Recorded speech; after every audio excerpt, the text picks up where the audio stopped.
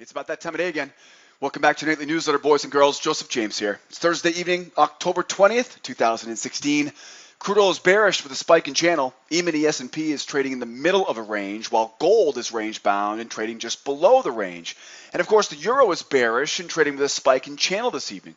We're ready to wrap up what has been an incredible week in our trade room tomorrow, and we have a reliable plan for whatever Friday throws our way. Before we jump into the charts, take a look at the strategy for tomorrow's Friday session. I want to remind you the only place to watch the full-length version of this newsletter is here on our blog at sidewaysmarkets.com. If you're watching the video right now on our YouTube channel, not to worry. There's a link in the description of the YouTube video. Follow that link and come join me here on the blog at Sideways Markets for the full-length version. While you're here, don't forget to join the mailing list. I'll send you an email every evening when our nightly newsletter goes live. Download those charts you see in the video tonight. You can have those charts ready on your computer for tomorrow. Grab your free pass in the upper right-hand corner. If you're not a member here at School of Trade, get a free pass for you guys. Head up in the upper right-hand corner there for your free pass. And don't forget, if you're brand new here to School of Trade, we get a great frequently asked questions page to answer all those great questions you can have about the who, what, where, when, and why we are considered the industry standard in futures trading education. Hope you guys had a great week so far. Don't forget to grab those charts for tomorrow. Today was a great example of how we used those charts from last night's newsletter to benefit us today. Let's jump into the charts here soon. Let's look at the schedule though first here. Tomorrow's Friday, October the 21st. Tomorrow is the third Friday of the month. It is the third Friday of the month. That means the E-mini S&P will be susceptible to contract expiration, right? Or should I say options expiration tomorrow, Friday, October the 21st. Typically, we don't see too much of this, really because Fridays are usually going to be a little bit lower volume to begin with.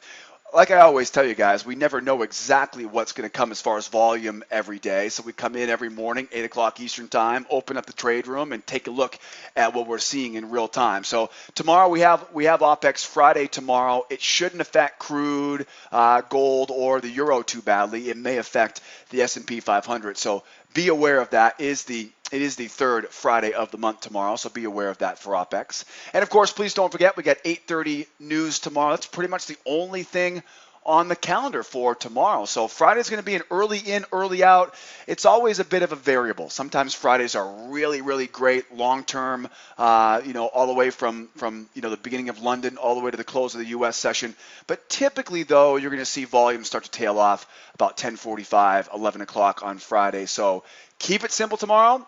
Get in early, get out early. Be aware of that possibility for low volume tomorrow with kind of that OPEX self-fulfilling prophecy tomorrow. And again, I wouldn't expect that to be anything more than on the S&P tomorrow. And we got some minor news at 8:30 a.m. Eastern time. All right, looking good for that. Again, early in, early out. And of course, we'll be with all of our students tomorrow real time in our trade room at 8 o'clock Eastern time. And we'll do it all together. We'll go crude, E-mini S&P, gold, and of course the euro tonight. Let's kick it off with crude. Crude is bearish with a spike in channel this evening, but we're seeing the sellers struggle to finish off the measured move, which tells the sellers it's most likely time to take their profit and wait for a chance to re-enter this market up at overhead resistance levels tomorrow for a much more reliable opportunity back down again.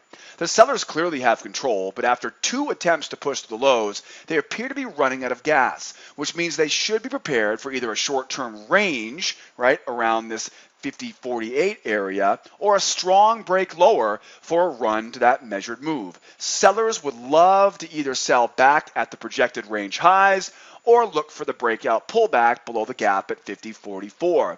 Buyers, on the other hand, have zero proof right now and need to wait for a strong break higher and then hold a pullback above the highs of that range, but it's going to be a big challenge for the bulls with all the overhead resistance waiting for sellers to gobble it up and keep shooting for that $50 a barrel target tomorrow. It definitely feels like there's a bit of a fix in to get back to 50 tomorrow, but of course, as I always say, we have to trade what the market shows us every day.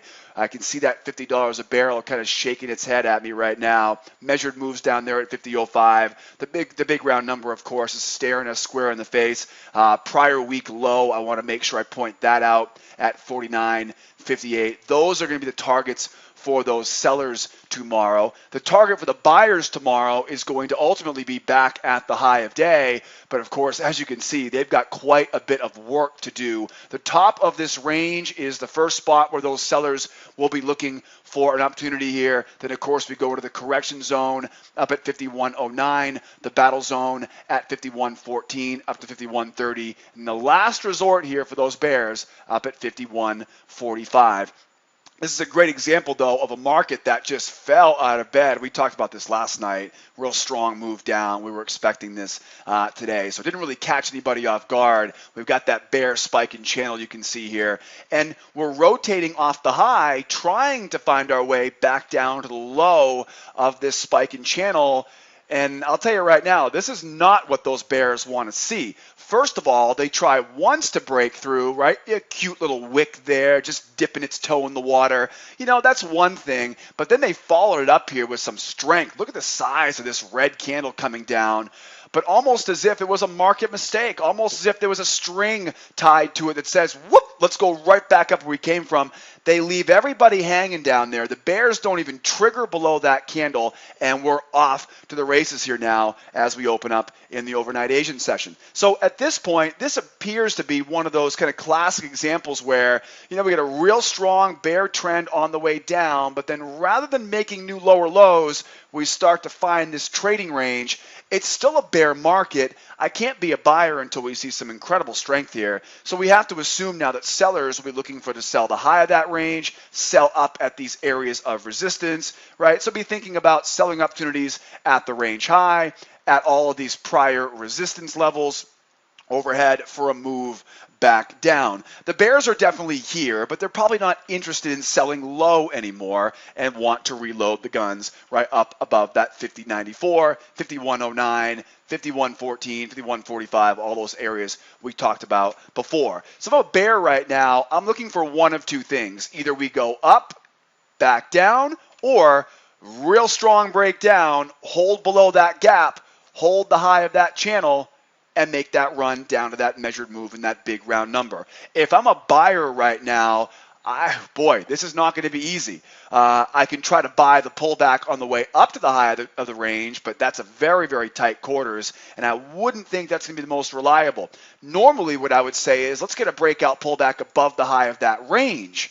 But as you can see, though, now we're running right into multiple areas of resistance. Really, if I'm a buyer right now, I either have to get to it quickly now, get it above the high of that range, or above the battle zone. These are going to be the three areas where I can be looking to be a buyer, and none of them, until we get above that battle zone, really make me too excited about being a buyer, especially in the sense when you look back in time here, we didn't get any traps above any of these prior swings here. There's a lot of sellers here, I would imagine, that have been moving those orders down, right, just waiting to get filled, right, as soon as it pops its head above water. So we're looking at this as a bear market right now. I would think here buyers, again, want to get to it here quickly, or I'm looking to be a seller up at these highs here. Buyer failure, back down. Buyer failure, back down. Just be aware if we do end up into this area here, this will become a short-term bull market. And so you want to be looking for situations like this, right? Buyers hold the pullbacks. Buyers hold the pullbacks. This is where you can look for that buyer failure, right? But that'll be that lower reliability trade. Strong breakdown, hold the pullback, right, and back down again. So buyers are looking for those pullbacks either quickly, above the range.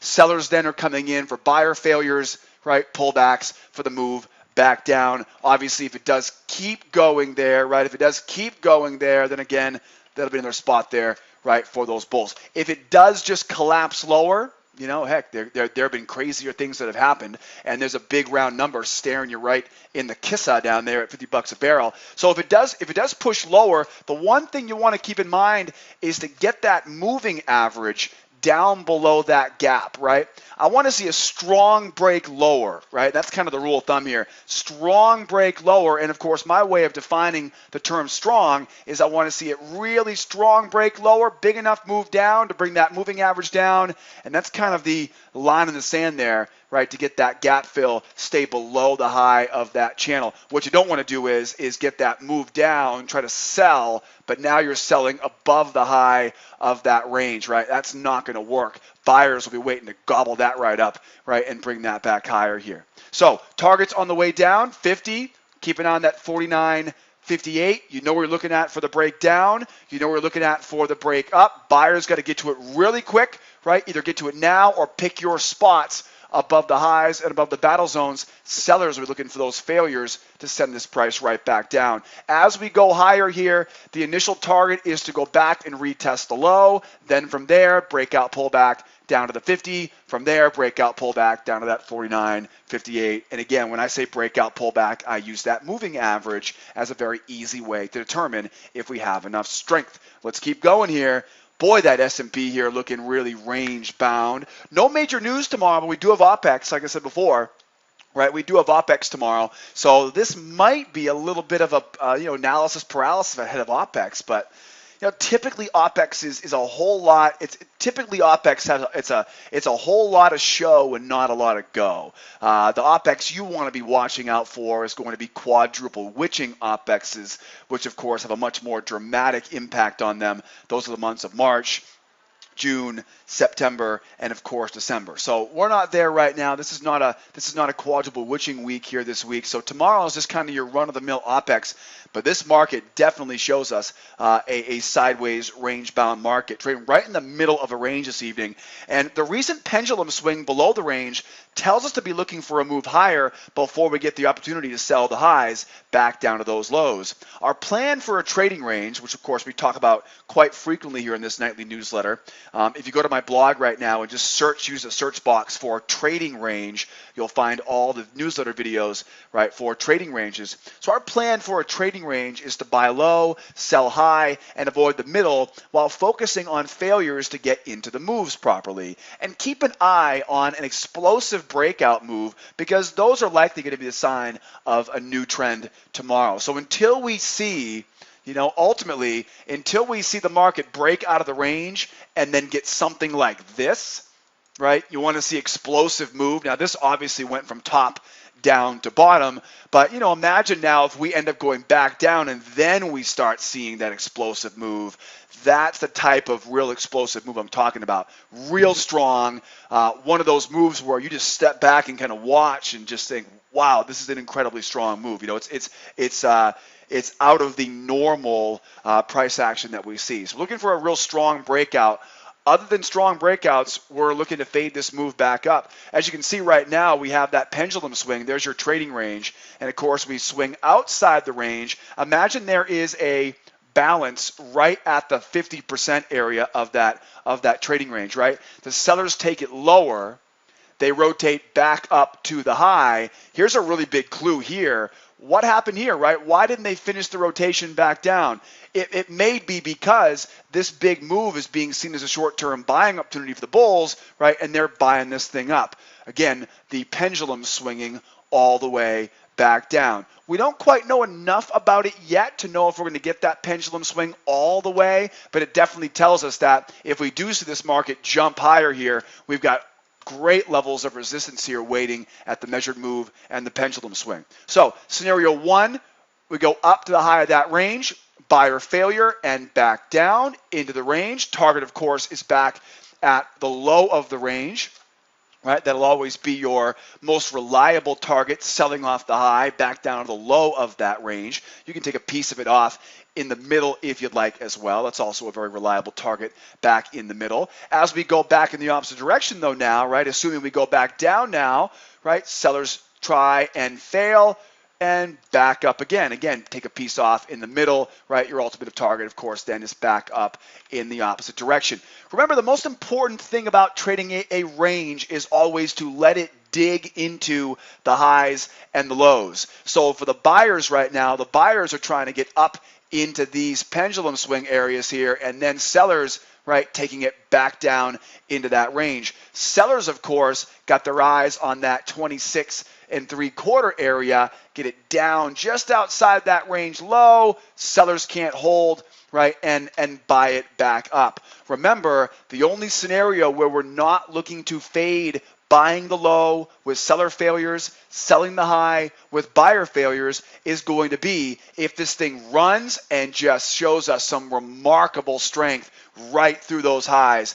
Then you know whenever we see a strong move in one direction, especially when it comes to a range, very strong move in one direction, then we know this market is hunting for a new trend and a new balance area somewhere else. Until we get a real strong move here, we have to be thinking, be suspicious of all those breakouts. This is a great example here. Breakout, pull back to the moving average. Moving average is above the low of that range. Easy pickings there for the buyers. And again, that pendulum swing we're expecting, right, to finish off that move all the way up. The only question is do we keep going through that area, right, convincing us now we have a bull market on our hands, or do we see it stall out, right, fail to hold the pullback and right back down into that range? That'll be an easy clue. And then back down, dig into that 26 3/4. Sellers, if they can hold it, need a real strong breakout to hold, but a lot of buyers here be watching and try to fade that move going back up into that range. Last but not least, don't fiddle with the middle. We talk about this every evening in the newsletter. Buy low, sell high, avoid the middle like the plague, because it definitely will be a very sloppy, choppy environment if you can't see so already by looking at those candles in the middle of that range. All right, guys, got a good plan there for the S&P. Don't trust those breakouts until we get some significant strength here. Now, here is a very interesting chart tonight.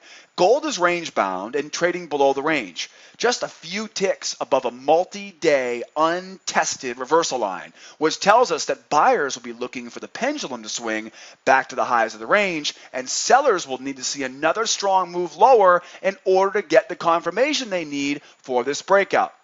Our goal, like I said earlier in the S&P, is to buy low, sell high, and avoid the middle of the range, which means we want to be looking for buying opportunities going back into the range. Sellers, on the other hand, may read this very strong move lower as a potential breakout. But looking back in time, we can see that 1265 is an untested reversal line, which may play a key role in this move lower tomorrow. Sellers need to see, at least in my opinion, another strong break down and hold below that 1265 if they want to convince us that this is actually a bearish trend breakout rather than a trap at the low of the range. Now, we did expand out the range a little bit from last night's newsletter. If you recall from last night's newsletter, we played this thing like a fiddle here, right? Strong break higher, buy those dips, right? Fade those highs. We talked about this in last night's newsletter.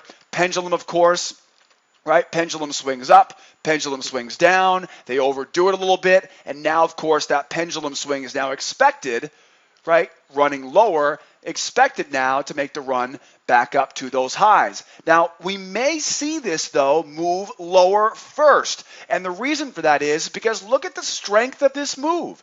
If you watch my newsletter every evening, you probably hear me say this a few times a week. Anytime we see a strong move in one direction, you can usually bank on the fact that there are going to be traders looking to double up that move, right? So big move down, measured move, right? Double up that move. That's the easy. Let's look left, though. If you look left, you can see not so fast. And this is amazing because you'll notice with so much strength of that move going lower, you'll notice that they still weren't able to get that 1265. They stalled out at what we call the range expansion, right? Take that range, expand it lower, that's support, expand it higher, that's resistance. They stalled out there at that 65.5. So what you have to almost think about now, anticipate here, is the sellers see this as a real strong move. They're going to likely try to run this lower. That may be nothing more than a trap just to be bought up to go back into that range, right? Obviously, we have to wait and see what this brings tomorrow, but that is easy to anticipate right now. All we need to see is some proof. So, big, strong move lower. What you have to be thinking right now is as this price tries to go lower, it runs into that 65 point even. As the price goes higher, it's probably going to be sold, right? It's probably going to be sold here as a trap high above a bear range, right? Almost just the opposite of what we saw last night. Remember last night we had that strong move higher into a bull range, and we talked about buy those lows. Well, now we have the exact opposite, right? Now we have, let me get that back here again. Hold on one second. Now we have the exact opposite. Now we have a strong bear move down into a trading range, right? If this day didn't start off inside of a trading range, I'd be saying look for that trap high. Here's what the bears want to see. Here's what the bulls want to see. The bulls obviously want to see a strong breakout pullback to allow them to buy just below the low of that range and get this market going higher. They can try to fiddle with this thing here, trying to buy that breakout, right? That will be another option here. That'll be a little bit more difficult because now you're buying into the low of that range. Again, I think a lot of the problem is going to be that strong move lower. I think you're probably going to see a lot of sellers just kind of waiting here thinking, you know, they don't pay attention to the range, so to speak. Price goes up, they try to sell it back down. So what I really want to see is I want to see this market get that moving average up, strong break up, pull back, give me a chance to buy the low of that range rather than trying to buy into the low of that range, right? That's what buyers are looking for. And then, of course, from there, you got to be careful from there because you don't want to buy, right? Breakout, pull back, right? Target up at the high, and then breakout, pull back from there. Those will be the two spots now that these buyers want to be looking for. Most important thing, as you can see, is I illustrate the moving average. The moving average needs to confirm above both the low of that range and the high of that range just to make sure you have a strong enough move going in. Another option for those bulls would be as this price goes higher, sellers try to hold it, and then buyers get a chance here now, right, to buy above their failure. That would be another opportunity here, right? So either that breakout pullback and hold, okay, moving average above, or another kind of tricky way to do it is we jump up, sellers try to fade into it, right? Again, thinking it's a very strong bear move, and they want to fade, and of course now moving average comes over, right? And now I'm looking for that buy above, right? As we fail going higher. Right, as those sellers fail going higher. So it's going to be a bit of a finesse game here as we try to go back into that range. And then, of course, just be careful not buying directly into the high of that range. Make sure you get it up and through, right? So you got that moving average following suit here for that pendulum swing up at that 77.5. What if you're going to be a seller right now? Sellers, they're a little bit, it's a really tough spot right now if you're going to be a bear.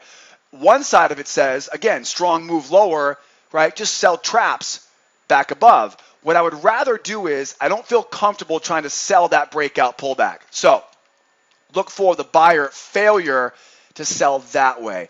It's not a very reliable spot to be a seller because you have to be thinking that buyers are trying to get this price back into the range. If you do want to sell this high though, be looking for the buyers to try to buy that pullback, wait for them, right? I'm not going to try to just sell the trap. I'm going to wait for the buyers to try to buy it and then try to beat them at their own game.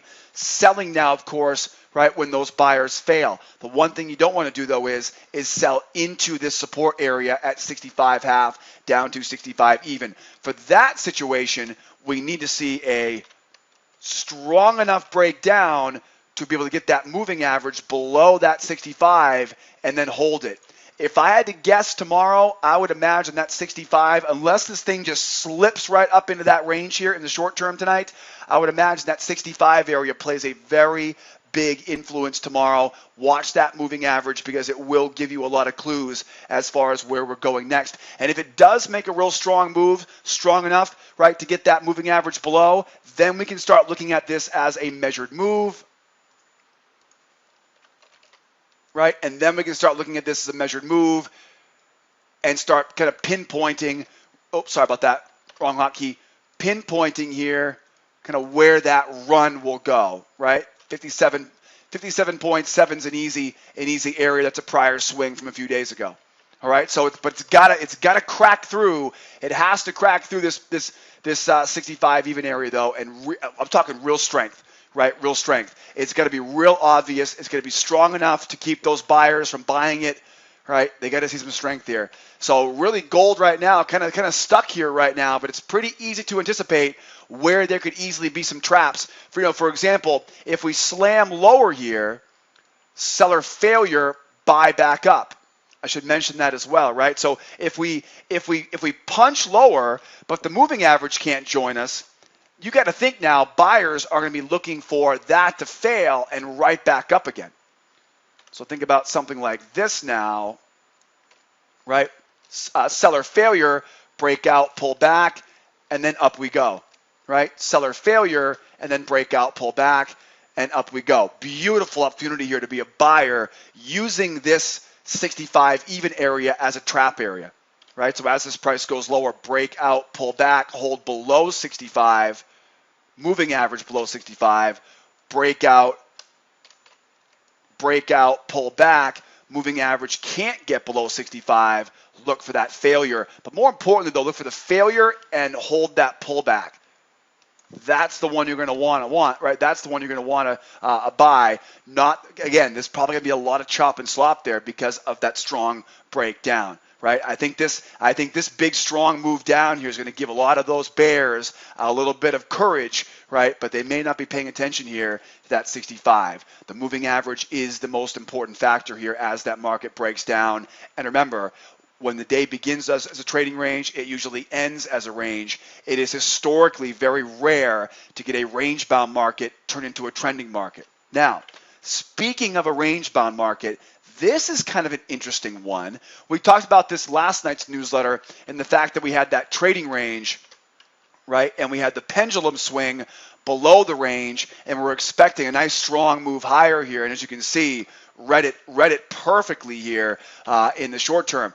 The news yesterday morning, or this morning, I should say, it feels like it was yesterday morning, right? The news this morning from Draghi obviously sent this price higher, and then, like I said yesterday evening, right? Beware those strong moves will likely be sold into that news this morning. So of course that then results now in this real strong spike in channel. So Euro's bearish and trading with a spike in channel this evening, but we have a few simple clues that tell us the bears may have a difficult time finishing off the double down target tomorrow. First, the 10,000 round number right in the middle of this chart will most likely continue to act like a magnet.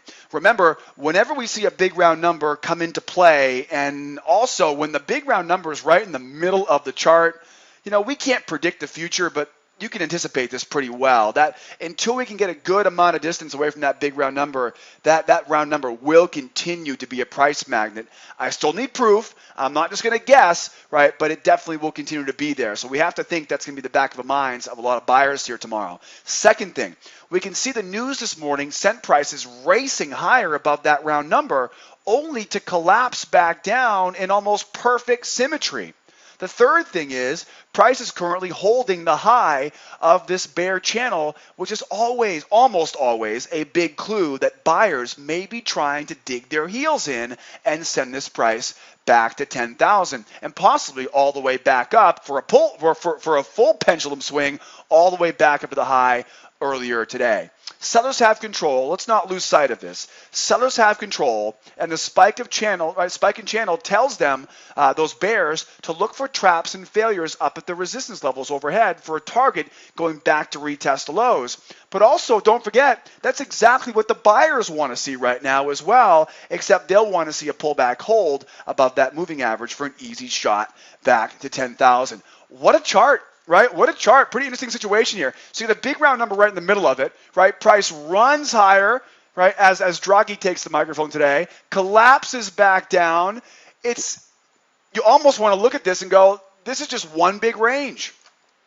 Now, one thing, though, that I think is kind of interesting, though, is that they actually didn't get the symmetrical pendulum swing. So we may still see this thing, right, try to make a run for that double down, or at the very least, right, double bottom here, chop around, and then start seeing it move back up.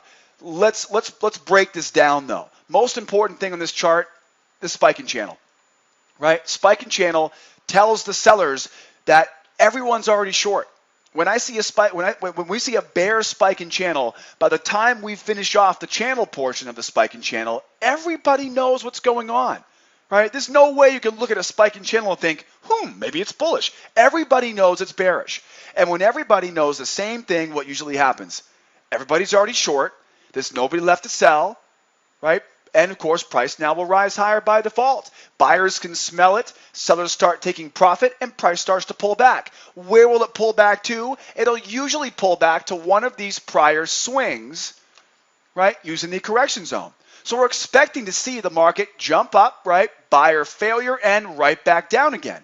But wait a second, that now puts us in a very difficult spot, because now if this thing jumps higher here, can't you see the buyers thinking we're going back to the big round number and making this very difficult for those sellers?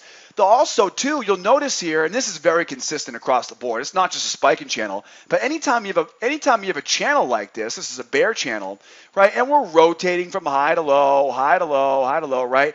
We go up. If we start to hold on to the high of that channel, this is not good, right? That is usually the sign of the very least being a two-legged correction, at the very most, right? Two-legged correction, then back down again, at the very most, a full-blown reversal of the trend.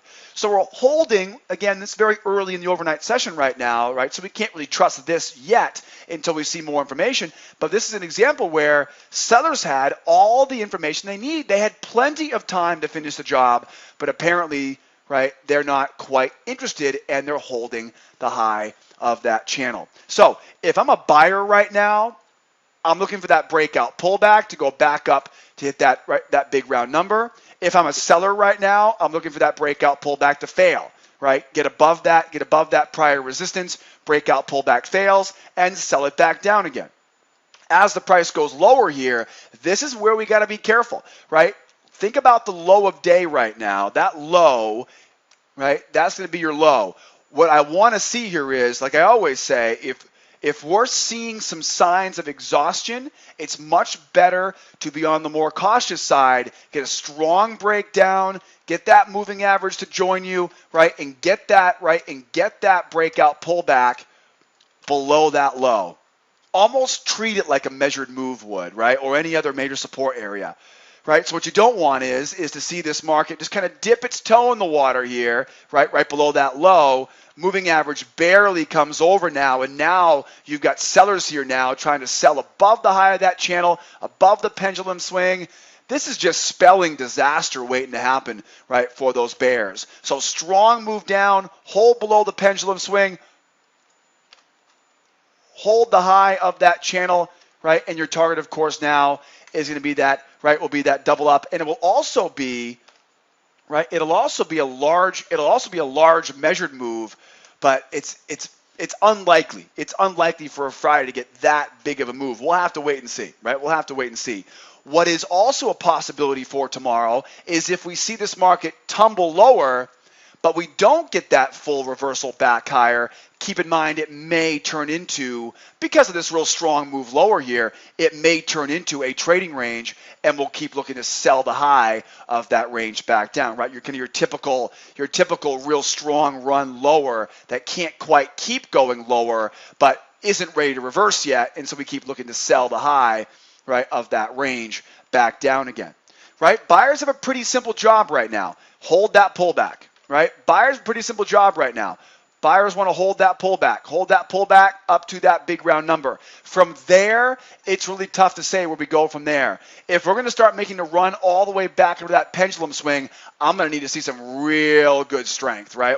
We're not going to want to try to buy a pullback around that big round number. It's going to have to keep pushing higher through it and show me some real good strength, and then I can take that pullback up to the pendulum swing high all the way back around.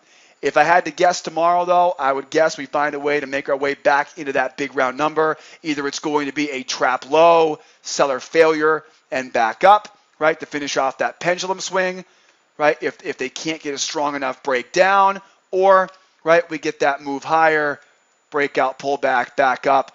Either it breaks up and sits here, right? And of course, if it sits like this, then you know, buy those lows, sell those highs, focus on failures, or it runs up to the round number, continues, and you get something like this,